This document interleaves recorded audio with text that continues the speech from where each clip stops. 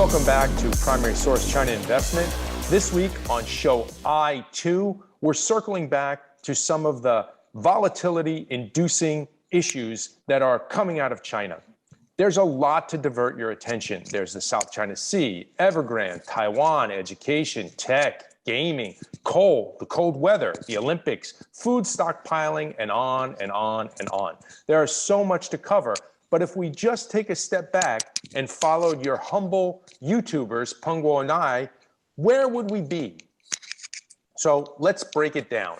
The first area, which is the easy area, is fixed income.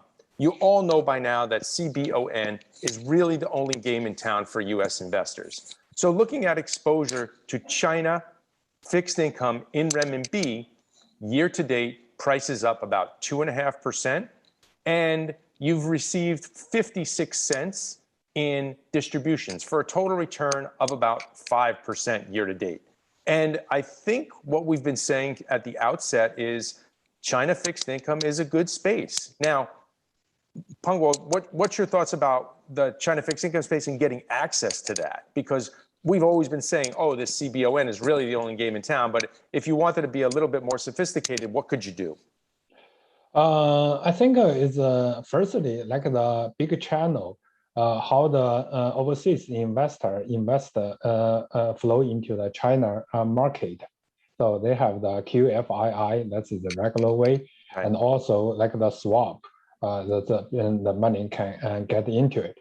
As I know, a lot of the big companies, they can do it. And they have a lot of motivation to set up the product or build the channel to allow the foreign investors to invest in China market. And also I think right now that's a lot of the FOF or product selection, manager due diligence related to system platform now help the foreign investor to choose it into the China market. Yeah, I think what's really surprising to me is this is such a nice asset class. It has pretty low volatility. It has pretty nice return. You're accessing generally higher quality names. You're generally investing in government bonds and some large corporates. But accessing this through the QFI channel, okay, that's great if you're JP Morgan or it's great if you're Goldman Sachs. But if you're just a high net worth individual, there really is some difficulty because all of those legacy QFII products are all fully subscribed. They've been fully subscribed for many, many years. And it's not like JP Morgan's grabbing new quota. So it is a perplexing asset class to get access to easily. And that's why we keep coming back to this CBON. That's right. I totally agree. So the purchase experience or redemption experience is extremely important. Otherwise, people feel difficult or waste too much time or uncertainty on the process. Yeah, they probably just simply stop it. I agree. So whatever, I think if in the US market, build the China bond related product tool to make it easily accessible, I think that's definitely have a lot of the market. Yeah, interestingly, there's a lot of UCITS. So this Luxembourg-based framework for investing in onshore China fixed income. There are many more UCITS funds, just that the US doesn't fit into the UCITS framework. And a lot of these entities got their QFI quota from their European business, not their US business. So they issue European UCITS products versus US mutual funds or ETFs. Yeah, I think that's probably have the regulation, tax or related compliance. Okay, as we know, that one is also take a lot of the cost. It's not easy. So as investors, they have or company issue the product. Yep. They have to think about it. I think the process may be much more complex than we know. Absolutely, and the platform does matter. So you can. If you had to distribute in a UCITS platform, you can distribute all over Europe, whereas in the US, you just can issue and distribute in the US. That's true. So let's talk a little bit about the equity market and where we've been year to date and what's been happening. So just a refresher, China stocks listed in the US have become the proverbial third rail and require investors to assume far too much risk. We've been saying not to invest in these stocks for much of the year and continue to avoid these shares despite Jack Ma showing up on a Zoom call in Spain. China stocks listed in Hong Kong, certainly better / easier, but why go halfway? Our opinion is stick to mainland listed China stocks, A shares. And for that, we've been highlighting ASHR, but that's not the only one. And then recall, back in July, we developed a China without China portfolio. And we had 10 stocks that we listed. And we're going to put a chart up and all that other fun stuff. But generally speaking, that portfolio since July 28, when we discussed it, has returned almost 7.5%. And so now what that means is you're getting US stocks. So you have the US beta component of that, but you also have all of these stocks that have 50% of their sales on the mainland. So that portfolio is up about 7.5%. ASHR in that time period is up about 5.9%. Interestingly, EWH, which is the Hong Kong ETF, is down 4.66%, and KWEB, which is all of those US listed Chinese stocks that have been under fire, is down 8.77%. Interestingly, the SPY, S&P 500, is up 6.22% in that time period. So you are getting a huge slug of beta from the S&P 500 because you're looking at US listed stocks. Now, if we zoom out a little bit and we go year to date, we see year to date numbers for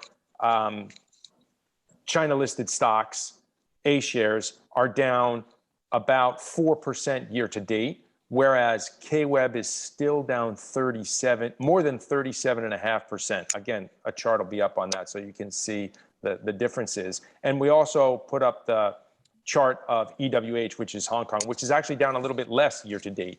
So what are we saying? If we just did a simple portfolio of equity and fixed income, just 50% or 50-50, you'd basically be about break even for the year for China.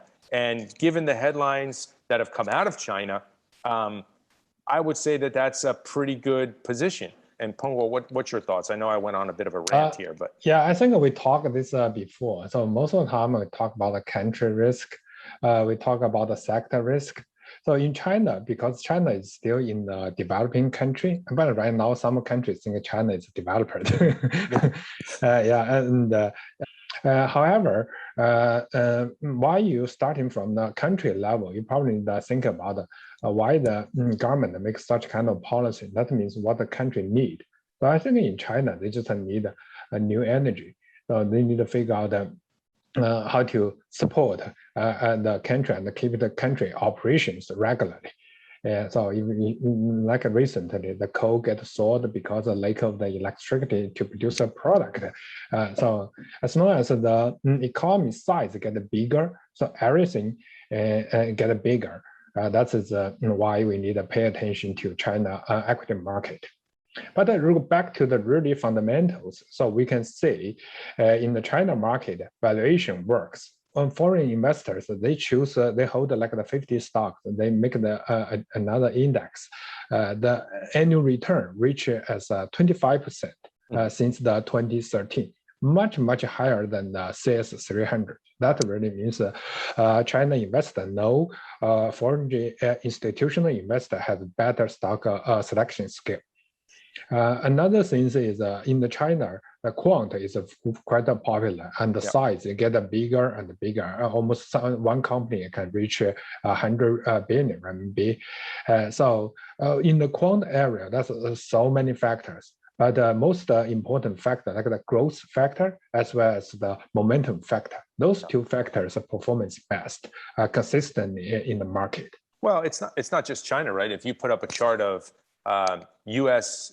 S&P 500 growth versus U.S. S&P 500 value, you're going to see a huge divergence over the last decade. So exactly, it's no surprise. Growth has basically killed value over the last decade or so in the U.S. market. I wanted to ask one more question on the China equity side. Definitely follow policy because policy leads, but if I'm looking at policy and I'm looking at macro, it's hard to be bullish right now. That's right. I think overall is still in a contraction area. So generally, but the overall bond interest rate is still get flat, but it's still in a downtrend. So not really get up. That's it release the pressure. A lot of the things they call like the adjust the structures. All the industry and companies, they just reorganize. They try to get a bad debt out and keep the good assets and do some adjustment. It really sounds like the rebalance period right now. And the country also, at the country level, we know they have new policy impact the education, internet, anti-monopoly, a lot of the different things. A good news is recently they improve the policy for the private, personal private data. Many companies app they get warning, so you collect too much personal information. So it's an adjustment and the rebalance right now. Yeah.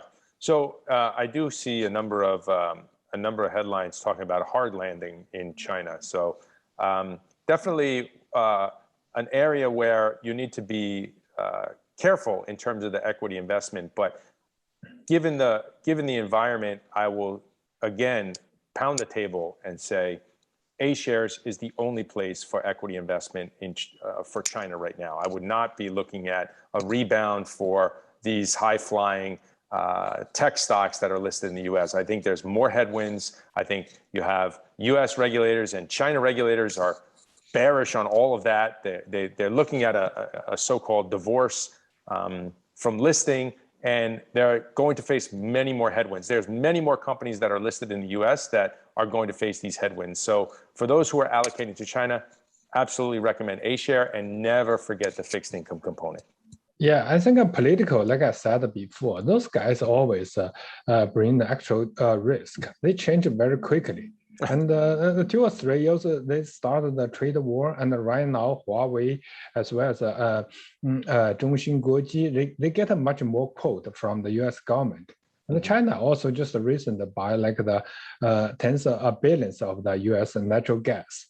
So they're still doing the business, they still make the profit. But those like the emotional or the political things try to they keep changing it so quickly. Yeah, that's why just avoid those areas that have that huge headline risk. There's no reason there's no reason to put your money into all that headline risk. Read headline risk, that's big. Yeah, exactly. Well, we're going to leave it there this week. Thanks for tuning in. Peng Guo and I are here every week. Hit the subscribe button and let us know if there's any comments in the comment section. Thanks. Thank you.